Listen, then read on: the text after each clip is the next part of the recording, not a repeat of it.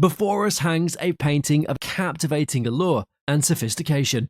The guest received this stunning piece as an inheritance from her grandmother. I just liked this painting. I just thought the subject matter was so wonderful with the lady riding the zebra. And where did your grandmother live? She lived in Grand Rapids, Michigan her whole life. This superb painting is attributed to the esteemed artist Orville Borman. His family was very prosperous. His father was an inventor and invented some sort of process for rolling and cutting twine and paper. Without formal training, he impressively cultivated his artistic talents. Orville Borman's 1952 journey to Haiti left a lasting impression, captivating him with the local culture and kaleidoscope of colors. The painting's colorful palette and style indicate it was probably painted in Haiti in the late 1950s to early 1960s. This type of filigree roofing is something very typical of homes in Haiti. A stamp in French on the back of the painting confirms that the canvas was sourced from Haiti. Some slight condition problems are present, but they do not greatly affect the painting's worth. This is an oil on canvas painting. In looking at it, there is a little bit of flaking here, and there's a little bit of cracking up here in the sky. This outstanding piece is estimated to have a retail value of. The retail value might be $20,000 to $25,000, and once conserved, you might be able to ask as much as $35,000. Oh, wow. This guest displayed a letter that had been written to her great-grandfather. I found the letter in my parents' house. Unfortunately, it was after my father had passed away and some of his friends had come to, do the big toast and what have you. And By his childhood friend, Samuel Langhorne Clemens, famously known as Mark Twain. Clemens was an American writer, humorist, and essayist. He was praised as the greatest humorist the United States has ever produced. He wrote this 4-page letter when he was correspondent for the Sacramento Union in Hawaii. In this letter, Clemens talks about his experiences and travels in Hawaii.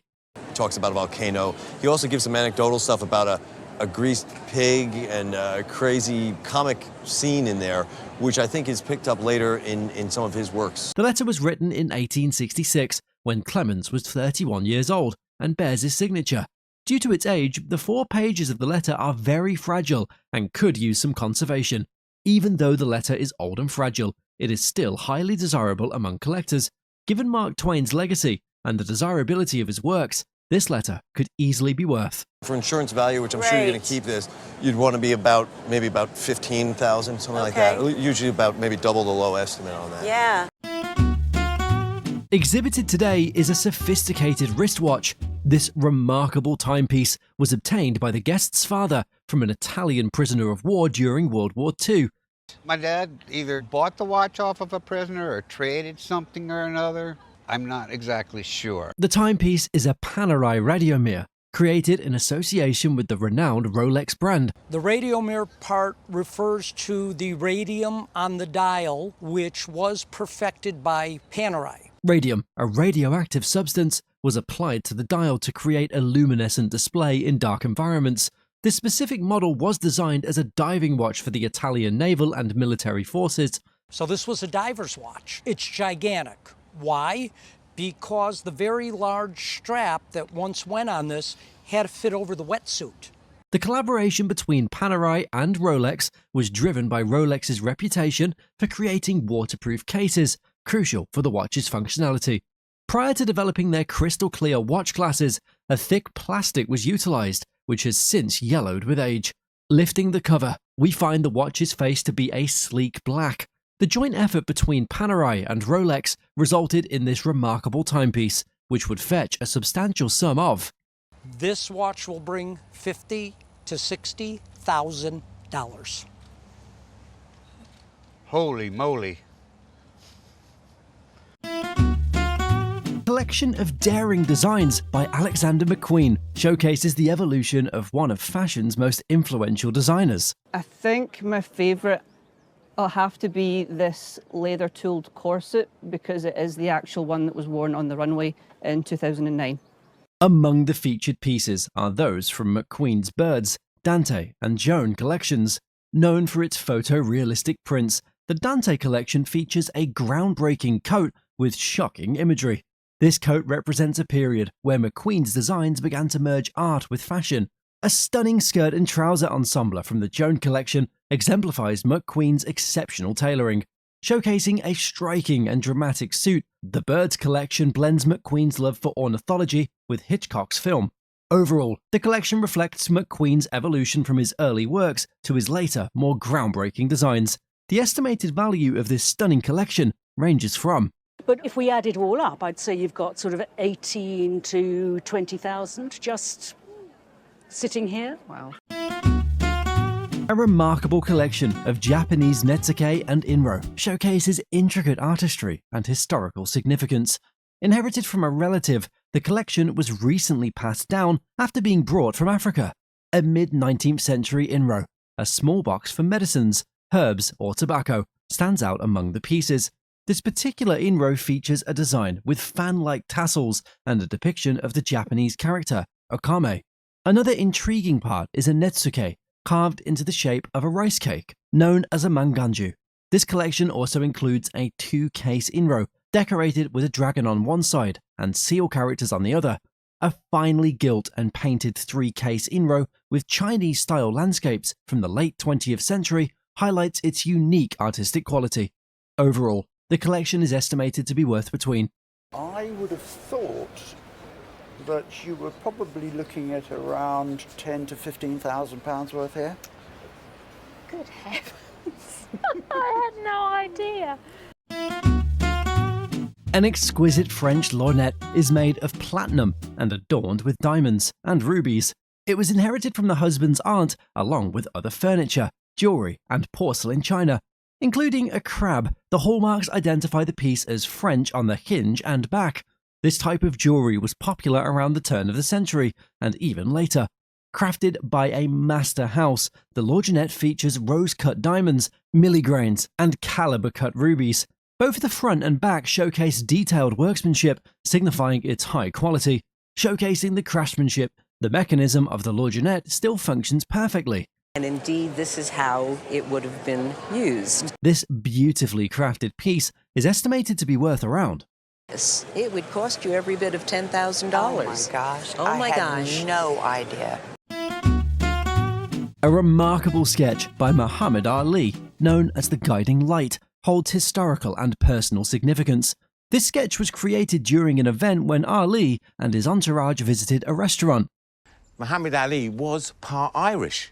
Ali, who was in town for the Special Olympics, had difficulty using his hands due to Parkinson's disease.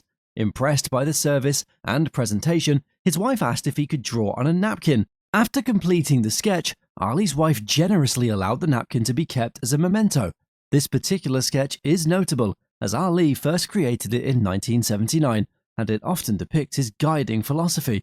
Additionally, the napkin bears Ali's DNA, as it was used to wipe his mouth, adding a unique personal touch. Despite its simplicity, the sketch's emotional weight and Ali's influence make it worth around. And I'm going to be on the low estimate here, Right. but without a doubt, £6,000 to £8,000. Wow, wow. A collection of Native American baskets, initiated by the guest's mother, features 2 remarkable pieces. Exceptional taste and a deep appreciation for the Indian baskets are evident in her collection.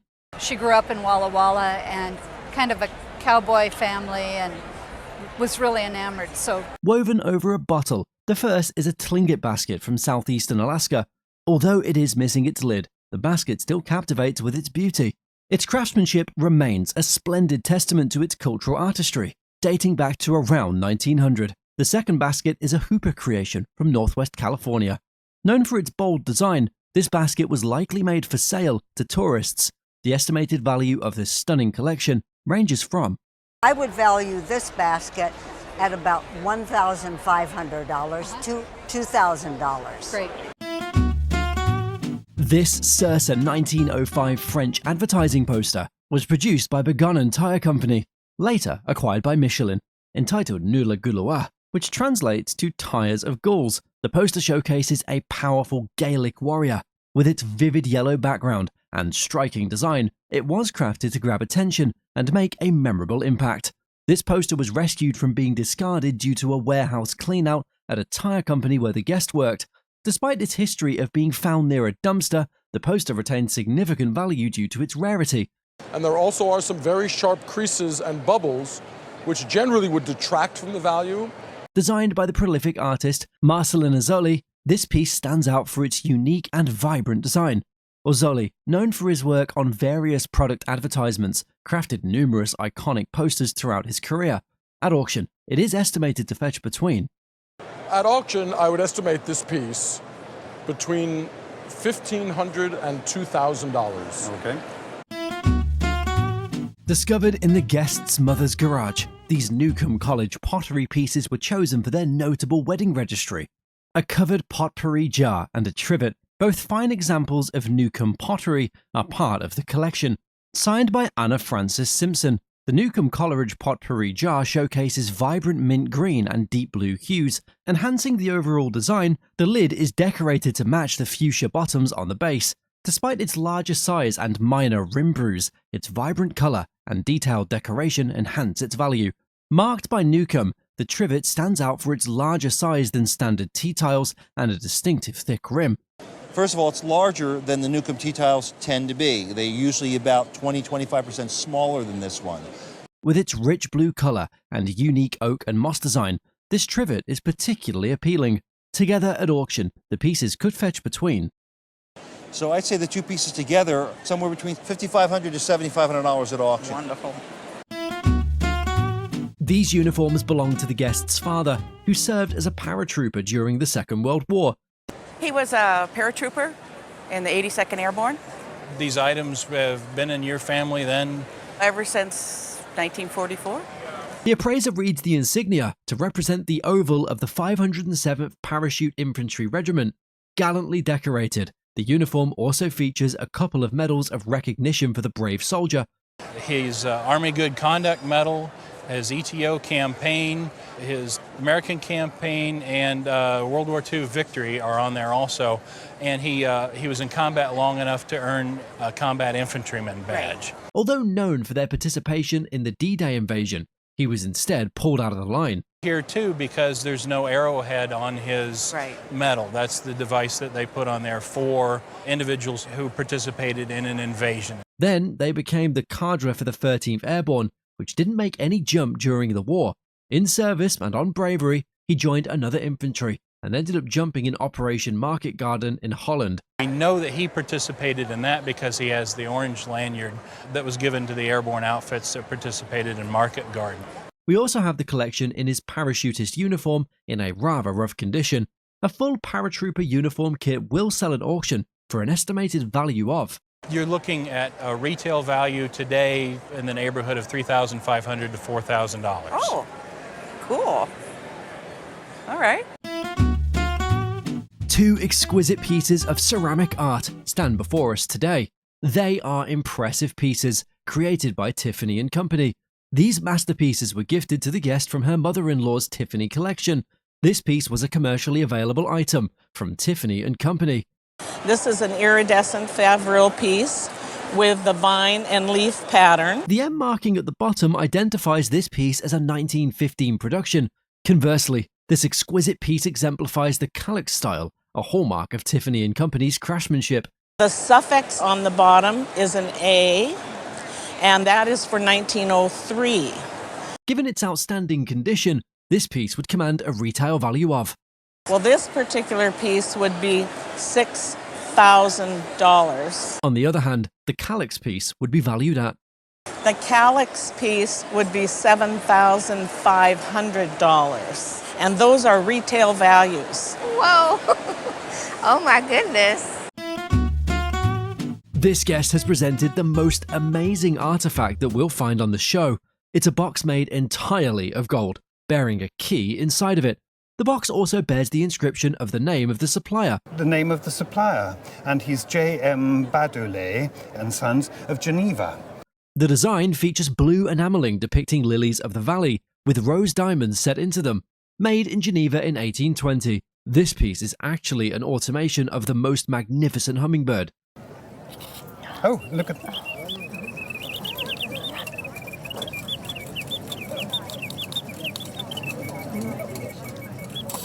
The machinery inside is massively complicated, with bellows made from chicken skin, showing an evolution of mechanism.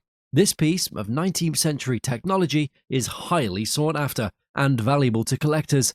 Presented in perfect condition, its auction value is estimated at... It's worth £35,000. Wow. It's amazing.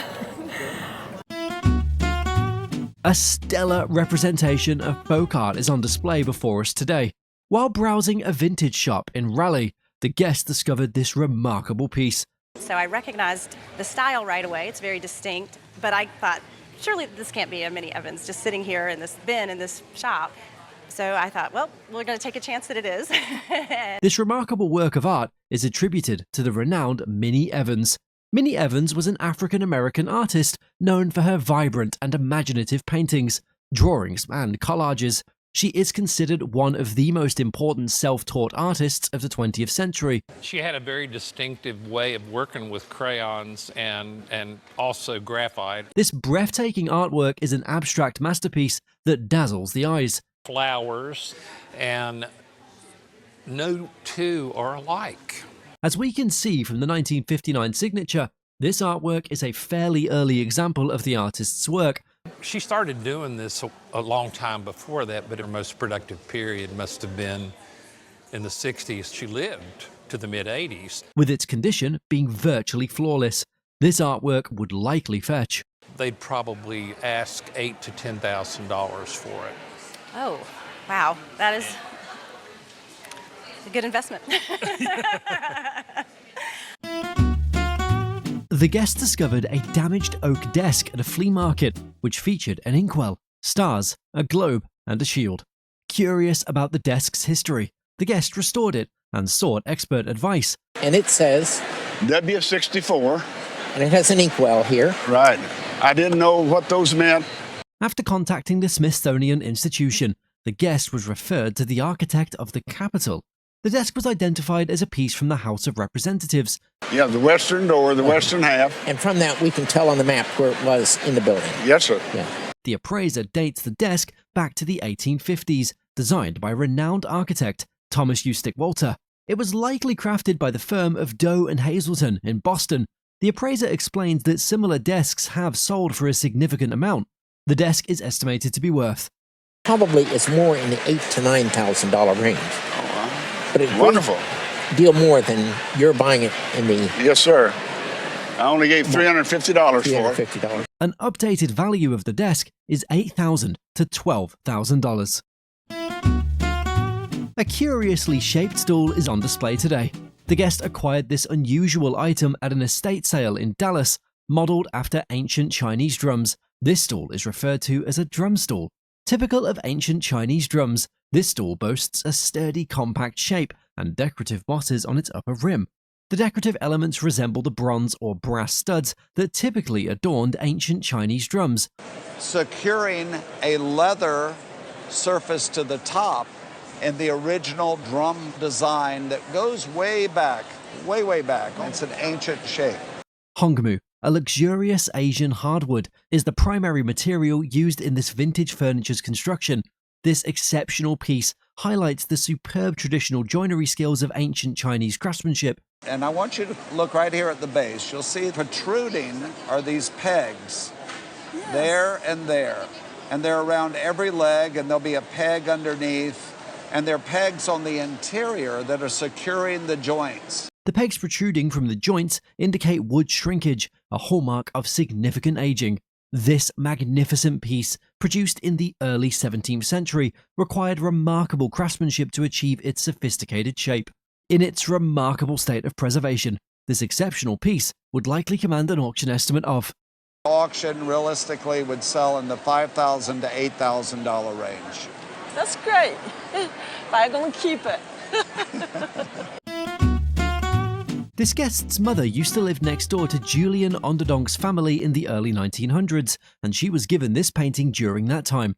Onderdonk was a Texan Impressionist painter, often referred to as the father of Texan painting. He started out painting some of the historic scenes like the Alamo, but he really became infatuated with bluebonnets in particular. In the lower left corner of this painting, we can see the artist's signature, which adds authenticity to the piece. It was painted in oil on a wood panel.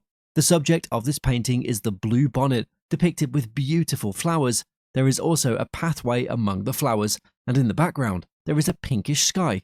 Interestingly, this painting still retains its original frame, which further enhances its value. However, there is a small crack in the center of the piece, but it shouldn't significantly affect the value. Given the popularity of Onderdonk's works and the provenance of this painting, it would be worth. A gallery would ask in the range of $125,000. No! Yes. Oh my God. It's amazing. Laid out before us are remarkable documents that hold extraordinary historical significance. At an estate sale, a guest bought a mysterious item on a whim, unaware that it held these crucial documents. We did not realize that these files were in there till we got home. We said, this is not the real Bobby Jones, and then we convinced ourselves it was. The box contained a stunning surprise, files and documents belonging to the one and only Bobby Jones. Bobby Jones was an American amateur golfer, widely regarded as one of the greatest golfers of all time. 1941, as you know, he won the Grand Slam in 1930. Yes. And he was world famous after that. In 1929, the Spalding Sporting Goods Company signed a contract with Bobby Jones to produce a line of golf clubs and balls bearing his name. These signed contracts confirmed the business alliance between Bobby Jones and Spalding Sporting Goods Company. This collection of documents represents Bobby Jones's personal archive of historical legal agreements.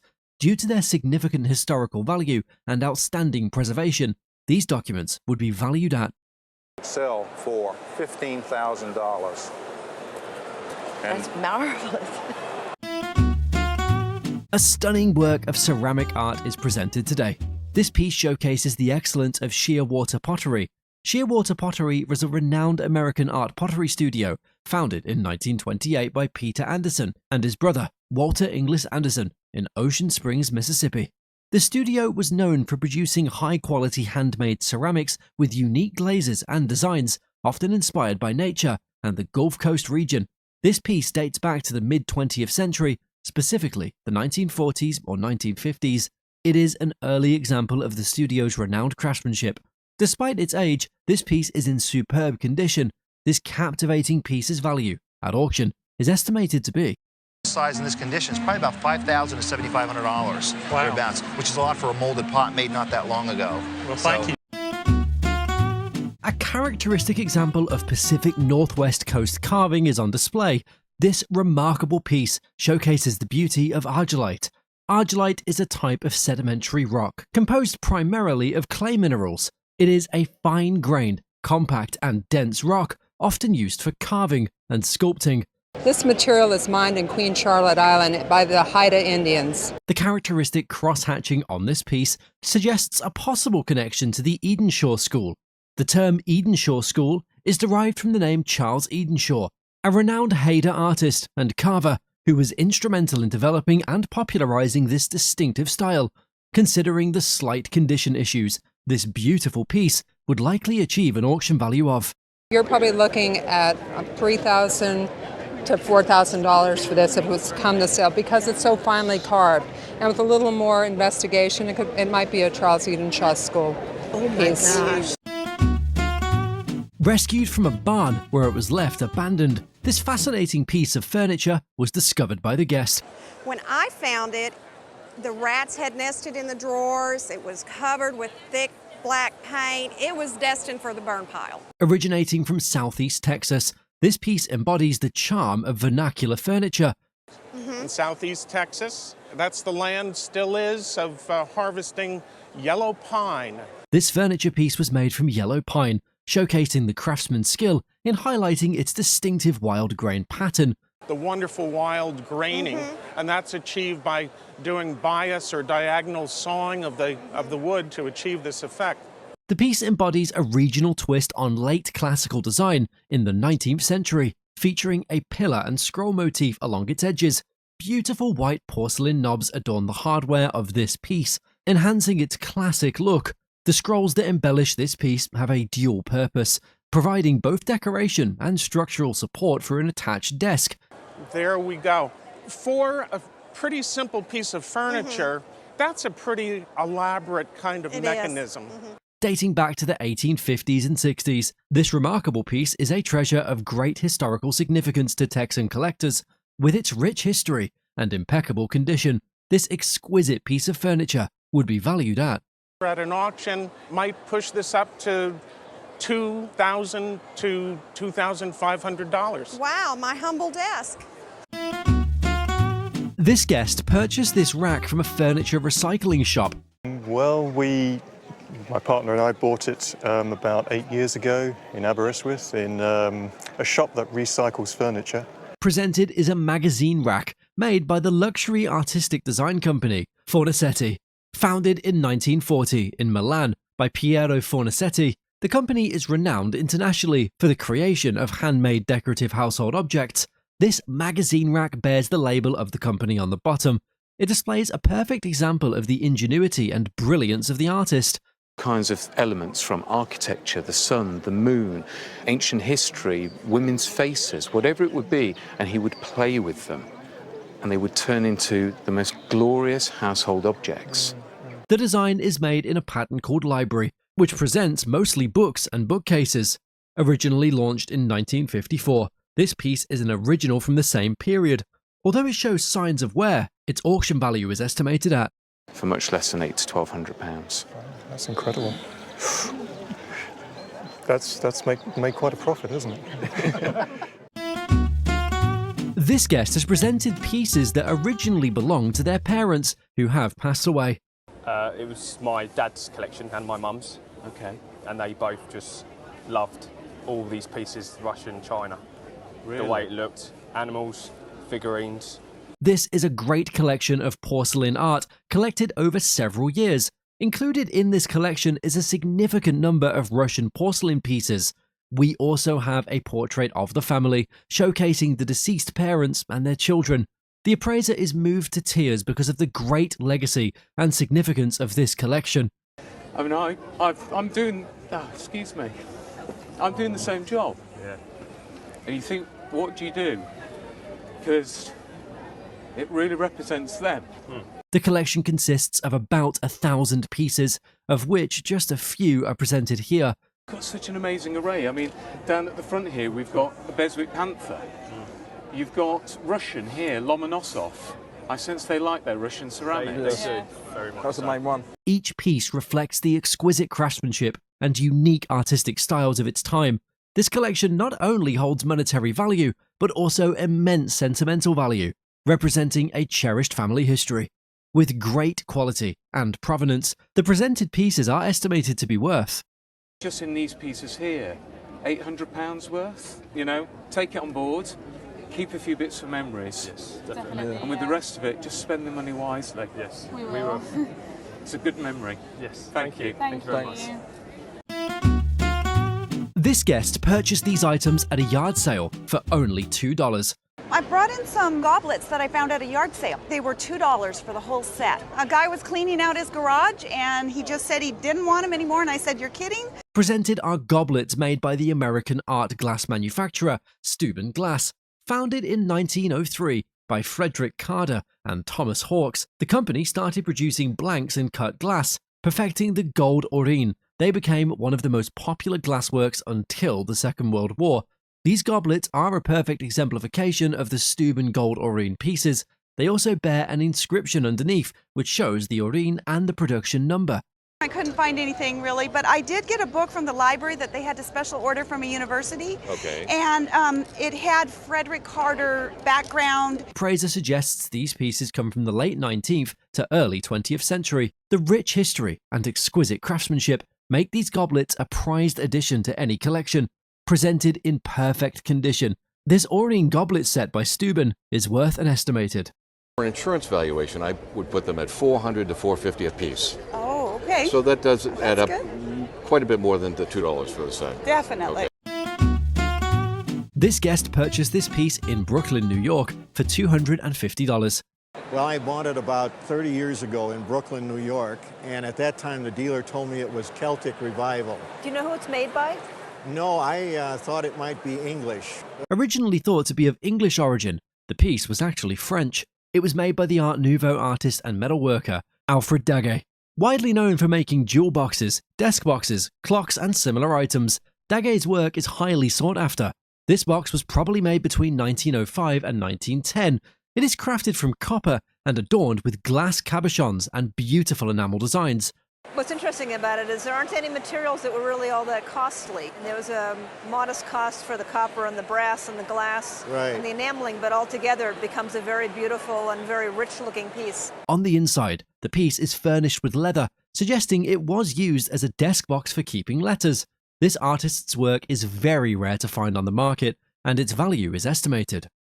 It sold for $12,000. Is that right? Yeah. Oh my goodness. I can't believe that. This guest inherited this painting from her grandmother. This was from my grandmother's house, and she gave it to me. I always enjoyed it as a child. I enjoyed looking at the details, but I don't know where she got it. All right. It was executed by the Dutch-Belgian genre painter Petrus van Schendel, widely known as Monsieur Schendel. Renowned for his specialization in nighttime scenes illuminated by lamps or candles, Van Schendel's mastery in capturing light is evident in this piece. This painting is a beautiful example of his lustrous work, showcasing his ability to render the glow from a single lamp source marvelously.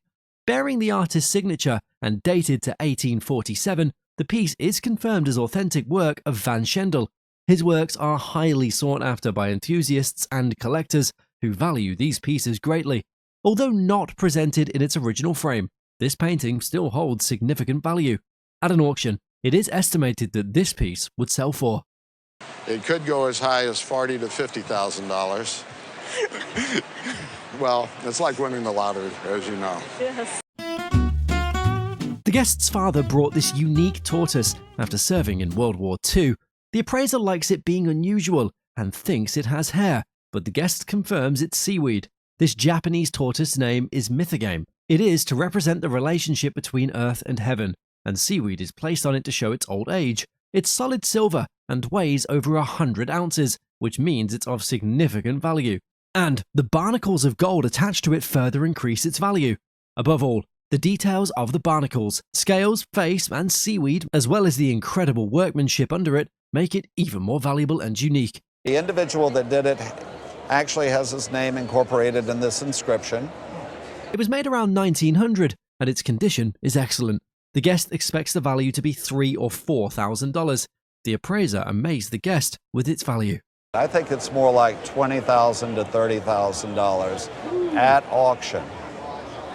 Ooh, that's quite a bit more than I thought it would be.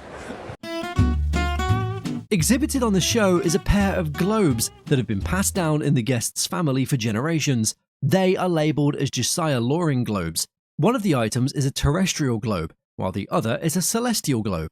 These two globes date back to the mid-19th century and were valuable educational tools at the time. Additionally, these globes were crafted from wood and feature ornate stands, which add to their appeal. On the surface of these globes, we can see detailed geographical information showing physical boundaries. These two globes remain in very good condition, without any visible wear. We can expect these educational vintage globes, in their present condition, to be worth. The estimate for your globes would be $10,000 to $15,000. All right. That's a surprise.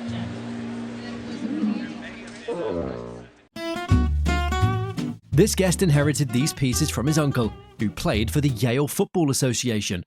Yale Football Association. I had an uncle, John Augustus Hartwell, who played football for championship Yale team in 1891. A photograph presented with the collection shows the guest's uncle, John Augustus Hartwell, an American college football player and coach, military officer and physician. He was a member of the Yale Bulldogs football team, which went undefeated in the 1891 season. Hartwell was named an All-American for that season and later recognized as a national champion. The collection presented includes memorabilia from the legendary 1891 season for the Yale Bulldogs. Actually, the last game of the season, 40,000 people showed up at that game, at the 1891 last game. And that, in and of itself, was important because it really gave notoriety or importance to college football at that time. Framed and well preserved, These memorabilia hold significant historical value from that period. In perfect condition, these pieces are highly valuable. At auction, they are estimated to sell for insurance purposes, which might be a little bit higher, $7,000 or $8,000. Keep them out of sunlight. Well, I enjoyed it, thank you. This guest acquired this mug, one originally of a set of 6, from her friend. I understand originally there were 6, and there's 4 left in the set now that I have, and the picture, and they belonged to her grandfather. And she inherited them, and then she gave them to me. This mug was produced by the American ceramics company, Rookwood Pottery, founded in 1880 by Maria Longworth Nicholas Storer. Rookwood Pottery became a popular American art pottery. Operating for over 80 years, they produce ceramics in various styles, including Victorian, Art Nouveau, and Art Deco. This particular mug is a late Victorian period piece with a flame mark on the bottom, indicating it's from the late 1890s. Standard brown glazeware where the decoration is painted on and then this kind of transparent brownish colored glaze covers the artwork, giving it this sort of muted style which was very popular at the time. It also features a production number and the artist's signature, which is of Harriet Strafer. In this perfect condition, the mug is estimated to be worth a considerable amount. If the entire set of 6 mugs were intact, their collective value would be an estimated. Multiply this by 4, this is worth $1,500 a piece. The guest received the Chinese ideal of Taoism as a wedding gift in 1982.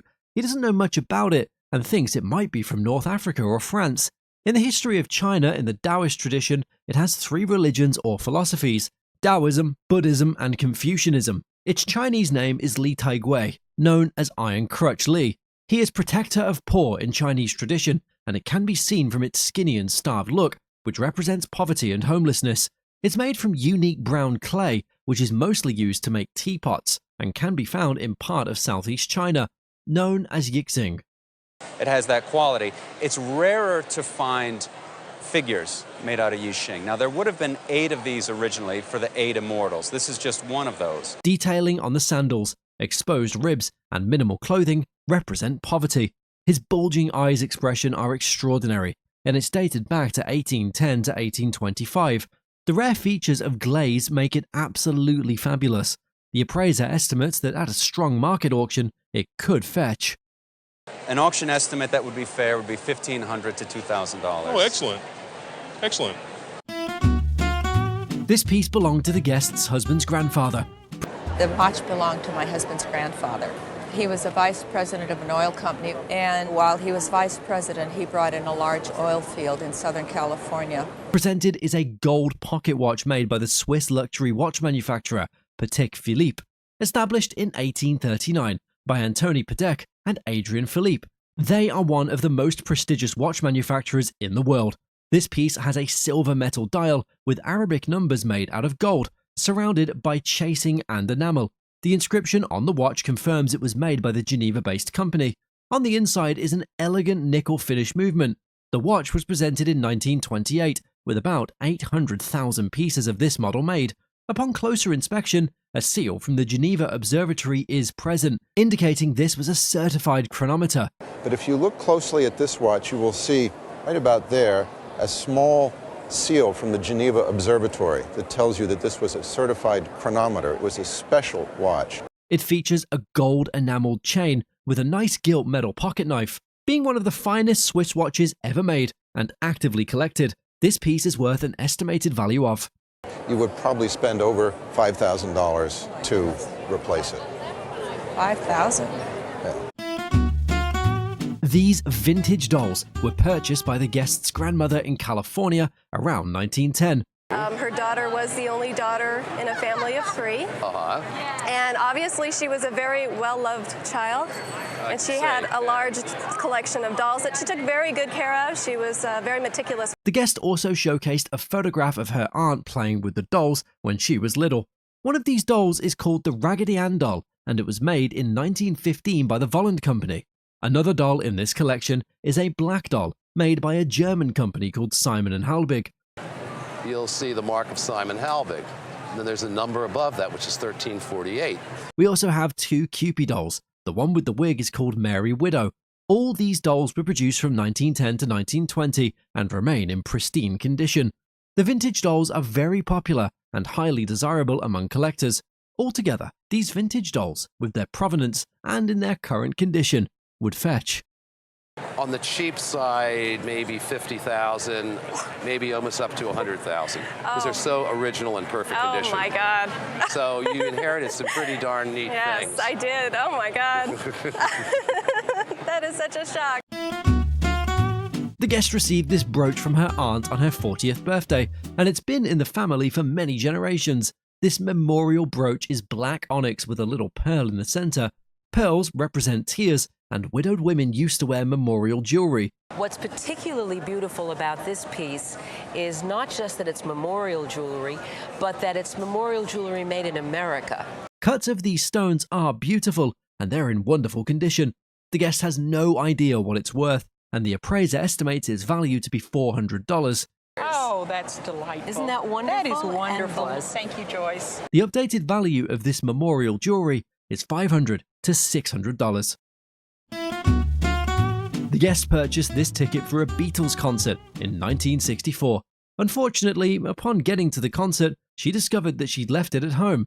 So it was like a 2-hour trip to get to Queens. And when we got there, I went in my wallet to get my ticket, and I discovered I had left my ticket at home. Although her misfortune then is now of great fortune now, this ticket is one of the most collectible artifacts of the revolutionary English rock band. Formed in Liverpool in 1960, they were leaders of the youth and socio-cultural movements of the era. It is even more unique and very rare because it hasn't been torn nor tampered with.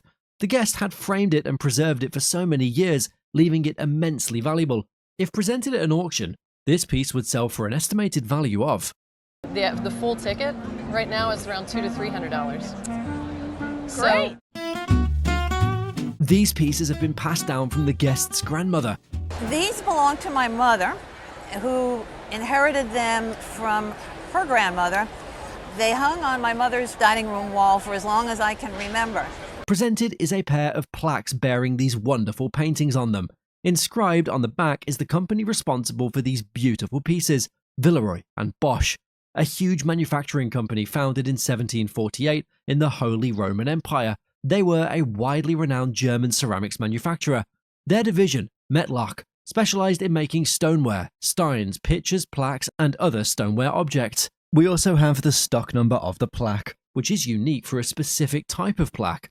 This one in this case is 2361, and so every plaque that matches this one would have the same number. The pair are dated back to 1907 and bear great depictions of German scenes. The first plaque bears the Wartburg Castle in Germany, while the second is the town of Königstein. Presented in perfect condition, these plaques are valued at an estimated. And a retail price for both of these today would be somewhere between $500 and $800 each. Wow, my goodness, how nice. We have here an 1899 poster from the Anheuser-Busch company. The poster features elements of the Art Nouveau style, which was popular at the time. In the poster, we see a detailed illustration that positions the company as a premium beer brand.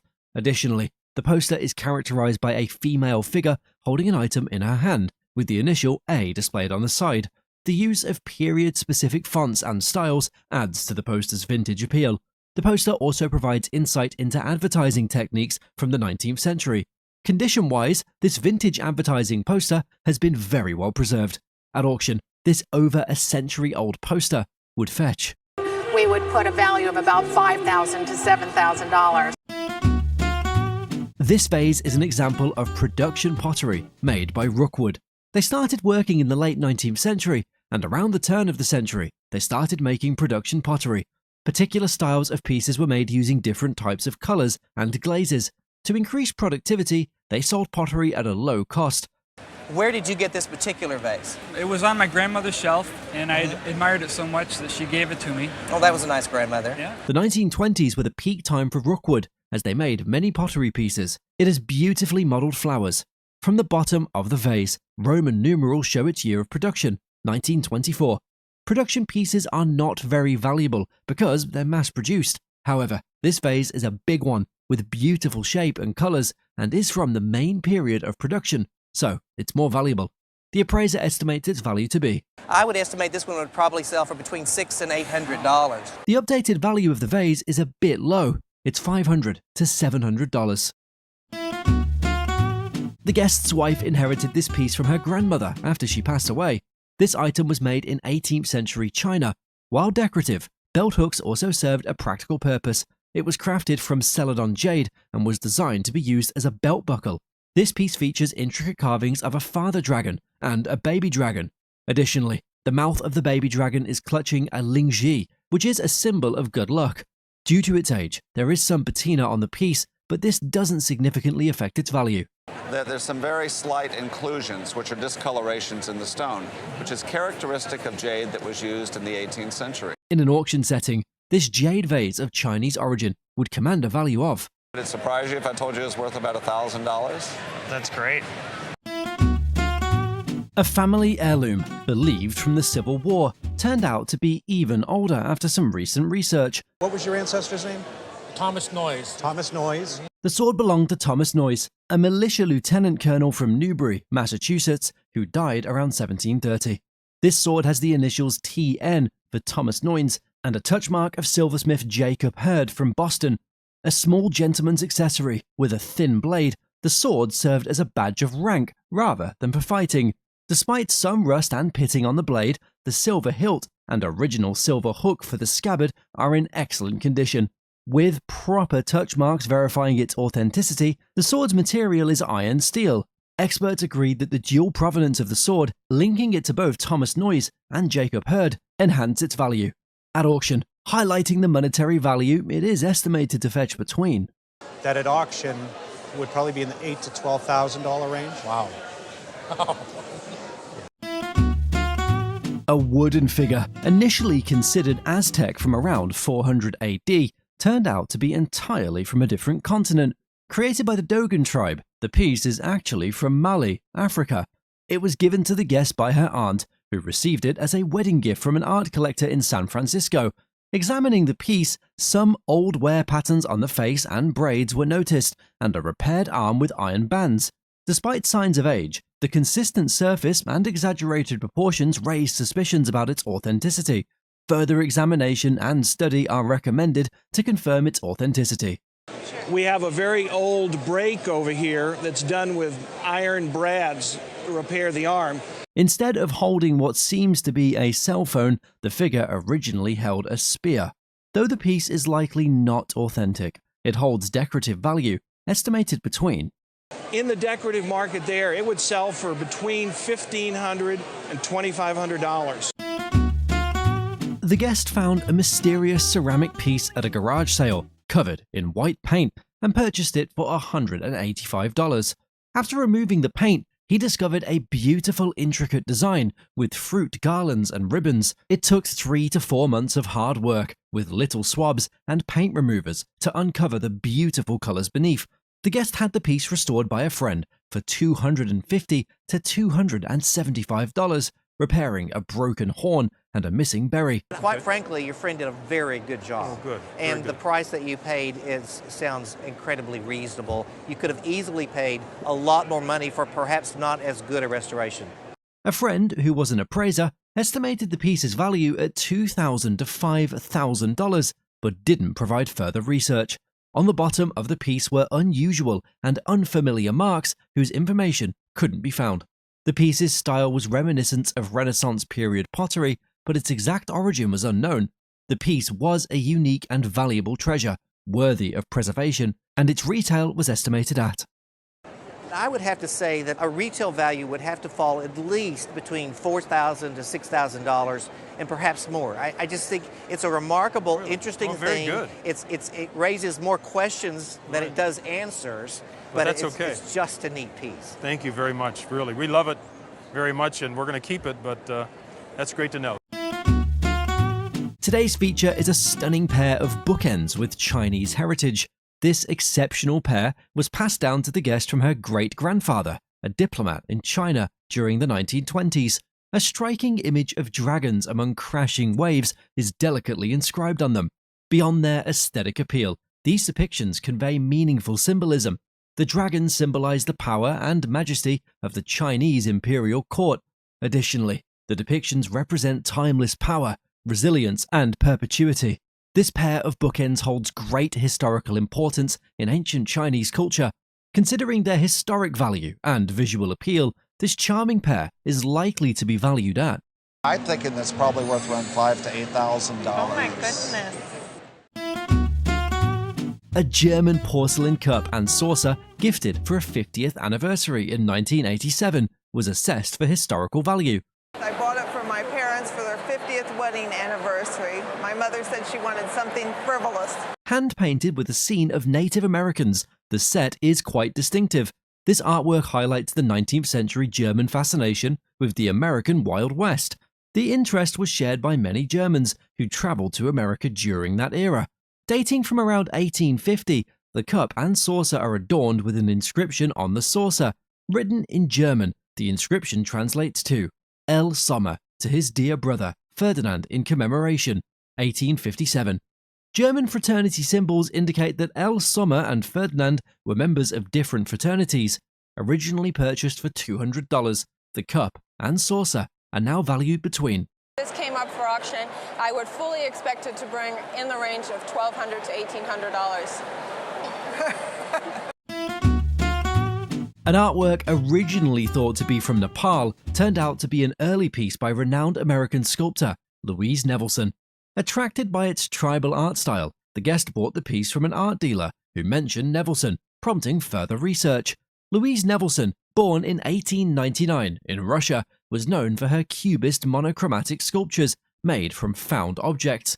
She studied at the Art Students League of New York and had her first solo show in 1941. Renowned for large installations, Nevelson also experimented with painting, printmaking, and small wood carvings. This piece, likely carved from ebonized pine or another softwood, is believed to date from the early 1940s. Has been ebonized or stained to give it this dark treatment, and that actually lends itself towards her later monochromatic pieces in black and white. Gifted by Nevelson to her friend Flora Murrell, the piece emerged from Murrell's collection after her death. Given its provenance and early date, the piece is now estimated to be worth between. If this piece were to come up to auction today, I think a very reasonable estimate would be $12,000 to $18,000. Really? Yes. That I wasn't expecting.